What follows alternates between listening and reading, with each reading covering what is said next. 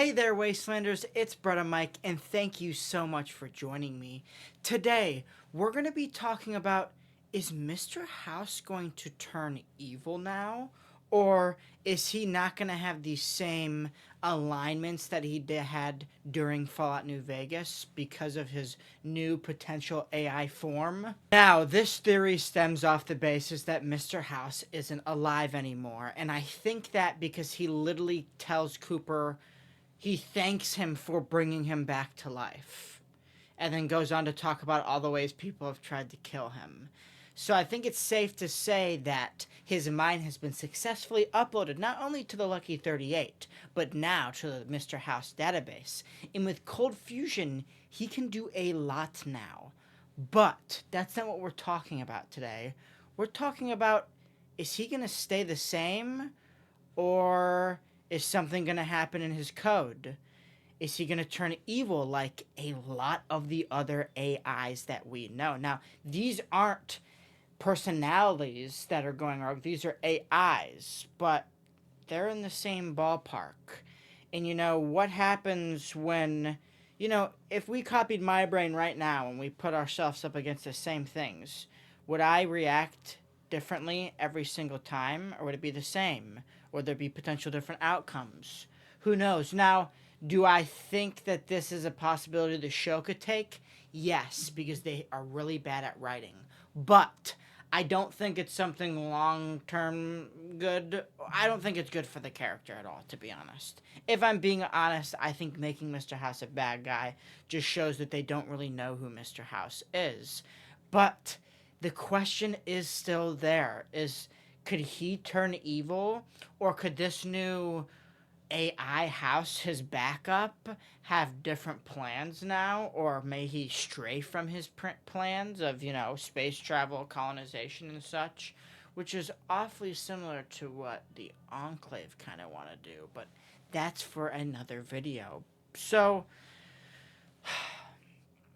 I've been seeing a lot of people say this. Now, we already have one big bad, and we already have two big bads in this next season, which is Caesar's Legion and the Enclave. Now, I think we got the Enclave reveal a little bit too early because people who don't know what the Enclave is are still extremely confused about what's going on. Only a few people call it by their name, and that's Mr. House and the Super Mutant. And when the Super Mutant says it, you just think they're introducing a new faction just to learn that this faction has been around since pre-war. And then also the Legion. The Legion is marching on Vegas with their thousands of soldiers somehow. So, maybe at the end do they turn him bad? I don't know. What do I personally think they're going to do with this AI House? Nothing. He's going to be exactly the same, and the only reason they've done it is because in their ambiguity of not wanting to choose an ending, they therefore invalidated every single other ending to the game, and so just having House die is the best possibility, because if House wins, then that's the ending. But that brings in a lot of other stuff, and that's not what today's video is about. It's about, are we going to see him turn evil? Now, some people think because of the way that they painted him at the start of the season, killing innocent people, that he could potentially turn evil down the line. I think this was a misread of his character. And I think they wanted some way to introduce him in the chip. Now, why isn't he using the chip? For his own good. Because one, I believe he knows that there is a major flaw to the chip, and two, he was commissioned to make it by Vault-Tec for Cold Fusion, and then obviously somewhere down the line they stole the technology from him or bought it off of him through another way and tried using it themselves, but to no peril. Or they simply kind of copied the device, and that's why we see a vault with them testing it on, because Vault-Tec was trying to use the chip and make their chip work, but maybe House already has a working chip, and him not using it on the courier in the game, not only because it wasn't thought of and wasn't invented then, with current lore, Mr. House doesn't believe in that. And so I think he was simply contracted. He was contracted to make lots of things. Liberty Prime is a prime example of one of those things. And so I think making him the bad guy is just a bad option, a bad route to choose. It doesn't lead anywhere. It won't get the story anywhere. It's just another person that's supposed to be bad that they'll kill really easily. But Mr. House shouldn't be killed that easily like that. And also, who could have killed Mr. House? We'll end this video with something I'm working on, which is how they ruined Vegas, because they did. There's no glossing over that. They did a horrible job with it, and I'm saying that now in absolutes. And now, why do you say that? Because they have given us a canon ending to every single game, yet they couldn't for Vegas. Are they that scared of the Fallout New Vegas community, who, in my opinion, is the silent majority, or not the silent majority? What's the other one where it's the loud? I don't know. The smallest people make the loudest noise, so it makes. I don't know. I'm saying that the New Vegas nerds don't play your games currently. They don't care. They even hate on Vegas still. So why are you trying to appease to them when you should just went with the house ending? Honestly, you could have picked any of the endings and it would have been much better than this. Than tiptoeing around everything, showing us everything destroyed. Or is it because they simply didn't have enough money to do it? I don't know, because when you put it up to a show like, now this is not in the same realm, but I just had, they came out during the same time.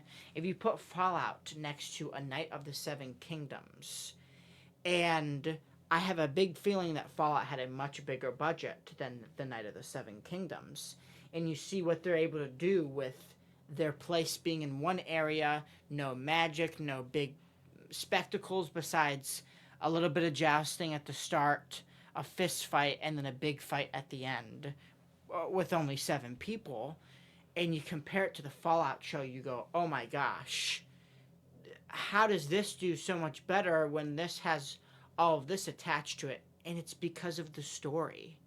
It's because they're trying to cram so much at us in 8 episodes that it's too much for us to handle. It truly doesn't make any sense.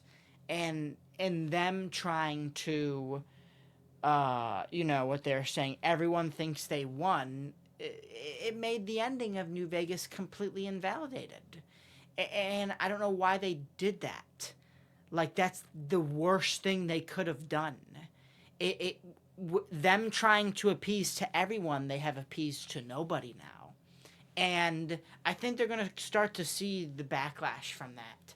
Because I'm starting to see more and more and more people are upset about it. Yes, am I glad that we're getting more Fallout stuff? Yes. I would have rather it had been a game, though. I would have rather them gone somewhere we've never seen before. Somewhere that they can't already mess up. They keep going to places that we've been before and messing stuff up. For what? What does it serve the story? We're never going to go back to these places in the games. That's the truth. We're never going to go back to any of these places. And if we do, it'll be something Fallout 76-esque, where there's a small area you go to, and it's more of a bit of like a dungeon with a few extra rooms and stuff and NPCs in it. Well, we're not going back to these locations, so why aren't you just giving canon endings like you have to every single game before it? You skipped one. Because you left the ending of New Vegas ambiguous. I don't know. Especially when you're pushing on the house always wins. Well, the house didn't win. So you can drop that now. There goes that. You killed Vegas because you didn't have enough money. And you didn't want to piss off the soy boys.